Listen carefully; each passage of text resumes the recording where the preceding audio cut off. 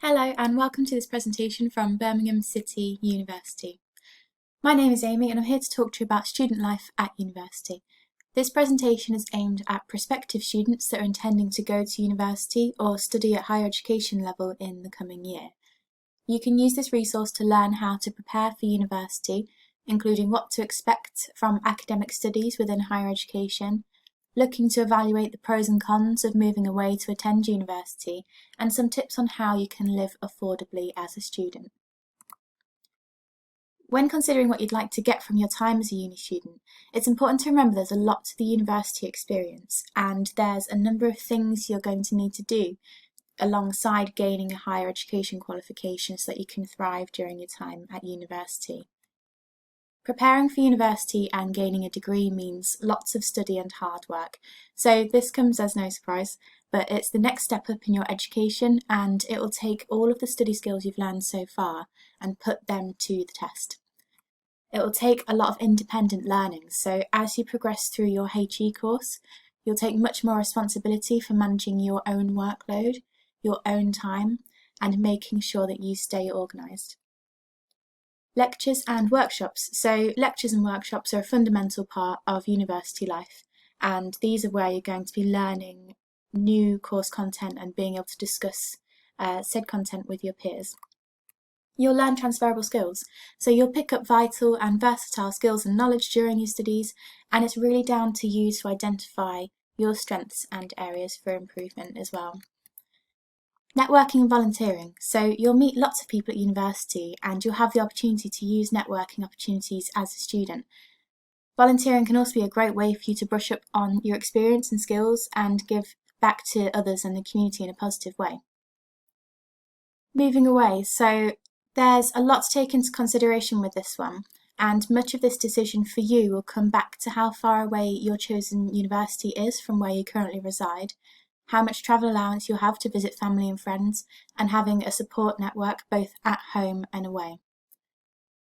Budgeting and managing money. So whether you decide to stay at home or move away, many students do still find themselves on a tight budget, so managing your money is really important to cover everything you need. Additional responsibility and balancing commitments. So balancing your commitments is a really important aspect of university life. With so many demands on how you schedule yourself and your time, it really can be the difference between having the best years or, the most stressful years of your life. So you need to make sure that you invest that time into yourself and you manage your commitments with that. Through your new lifestyle and additional responsibilities, your time at university can be a chance to develop your independence and explore new places too. So as you progress through your education, there'll be a much stronger focus on self-motivation and independent study. You may already be familiar with managing free study periods at your college or sixth form, but unlike with your further education, academic teaching staff at university won't chase you for the work like your teachers may do now. If you're looking to study full-time, it's recommended that you invest the same amount of time into your full-time studies as you would into a full-time job. So if you're looking to study full-time, then you're probably looking at somewhere around 30 to 40 hours a week of time invested doing work towards that course. And that will depend and vary a little bit depending on what course it is you're doing and the assigned workload you're getting from that. With this, the onus is fully on you to complete your work and seek the support should you require it. There's no need to worry with this though, because there are plenty of different ways that you can access academic support to help you. The best first port of call would usually be from your course tutors and lecturers. So discussion with your course peers is always encouraged at university, and you can speak to your tutors after a workshop or contact them via email for additional advice whilst away from the lecture theatre, for example. Each faculty, department and course will make it clear as to how and when you'll be able to get in contact with staff on your course for support. You'll learn and be assessed in a range of different ways once studying in higher education as well. So you can learn more theory-based work during your university lectures and seminars. It could be that during workshops you're learning more practical and vocational skills. You're able to practice these and use industry standard equipment and facilities that are provided by university too, so that you're able to prepare for working in your area of interest in the future. You can also gain specific industry experience by undertaking some work experience, so that could be through a placement that's built into your course, or taking some time to study abroad as well. University websites have more information on these areas and what's on offer with their course, so it's worth researching what you may be able to do, as well as gaining a HE qualification. So for all the different ways that you can learn at university, this will also apply to the way that you're assessed too. So there's a number of different topics, projects and modules that you'll undertake as part of your course, and they won't necessarily be assessed just like a sit-down written exam.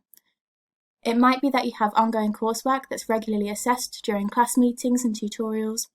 You may need to develop a presentation to present and discuss your research on ongoing workload.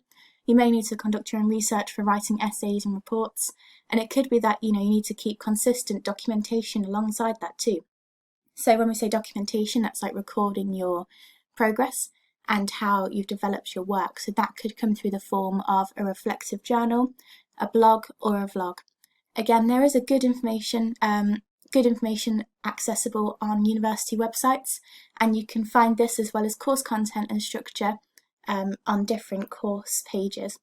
From there, you can learn further information about other events too, such as open days, and any further contact details should you have any more queries before you start your place at university.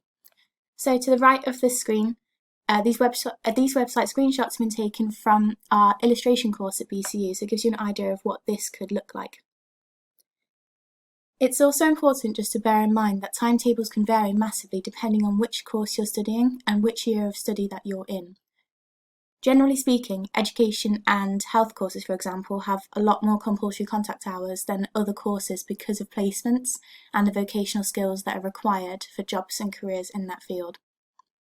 As you progress through your degree, you tend to get more independent study time, and so as I've mentioned, it's really important to manage your time and commitments effectively. With this, university life is rarely 9 to 5. You may have early morning sessions, you may have some evening lectures that take place, you might be trying to balance part-time work alongside that, or you might look to use 24-hour library facilities as well. Such a commitment can be challenging, but it's definitely achievable so long as you're ready to put the hard work in there too. So, looking more towards accommodation, if you do decide to move away, leaving home for university is going to be one of the biggest moves that you ever make. With the excitement, freedom and independence of living in halls or shared housing, it can be the perfect way to meet new people and make new friends as well. At Birmingham City University, there's safe, secure and affordable accommodation for everyone at our university-owned and partner-provided halls of residence across the city.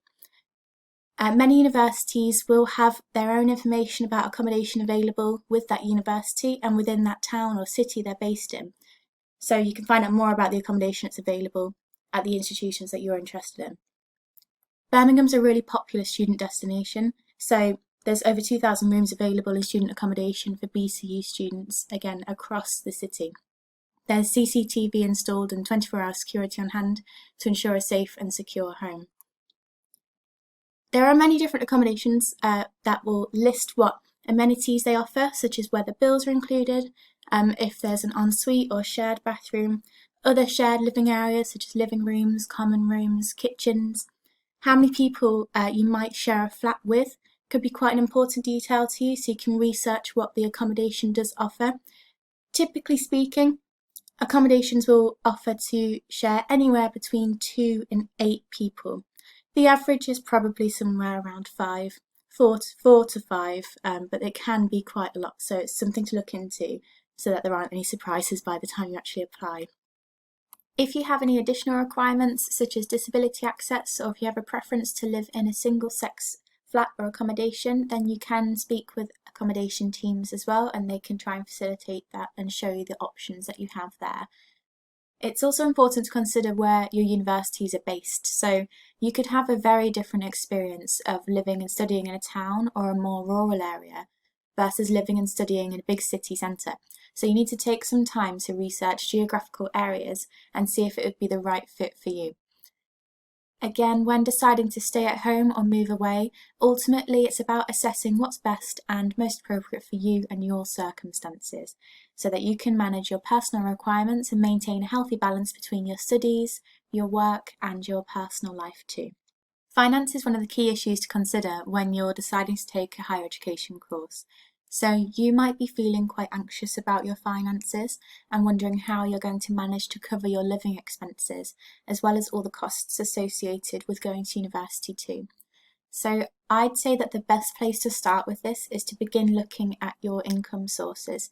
So a main chunk of this will likely come from your student finance maintenance loan. You can then also look at other income sources that you'll be able to access too. So income sources and situations will vary from person to person. So if you haven't already, then you should start having these conversations with family, parents and carers so that you have a plan going forward of any support that they might be able to offer you during your studies. You may have some savings aside already, or it could be that you're also able to subsidise your income with part-time work or a summer job in between finishing college and going to university. Many institutions have bursaries and scholarships available to award students to study at higher education level. These are free amounts of money given that don't have to be paid back, and if you're eligible, it could be very helpful in contributing towards your financial support. Money awards, course fees and financial options are also listed on the university website, so they're a great place to start when you're doing that research. From there, you then need to start planning or reviewing what your outgoings are. So what are your main expenses? If you're moving away, accommodation is going to be one of your biggest expenses. You should take a look at your total income and see what's left over after paying the accommodation costs. Other important things to look at are going to be travel costs. So how much is it going to cost you to travel home? How much do you plan on travelling home to see family and friends? If you're not living close to the university campus either, then you'll also need to take commuting costs into consideration too. With this, you'll need to buy materials towards your course. These materials could include things such as books, it could be uniform, sometimes there may be additional application or exam fees, field trips, and then any other related materials that would be for your course. You need to make sure that you do your research and read up on the course information on university websites for the courses and institutions that you're interested in studying at. Once you've got these aside, you then need to look at your living essentials, such as food, toiletries, this could be laundry, house supplies, things like your phone bill, looking at actually the things that aren't negotiable that you need to be able to pay for. Once these things are accounted for, you can then start to look into the non-essentials, such as socialising and shopping. This may initially feel like quite an overwhelming amount to consider, but you can also access financial advice and support through university too. So at BCU, our Finance and Money Matters team are on hand to help you with any questions or problems that you might have. This is both before and during your time as a student here.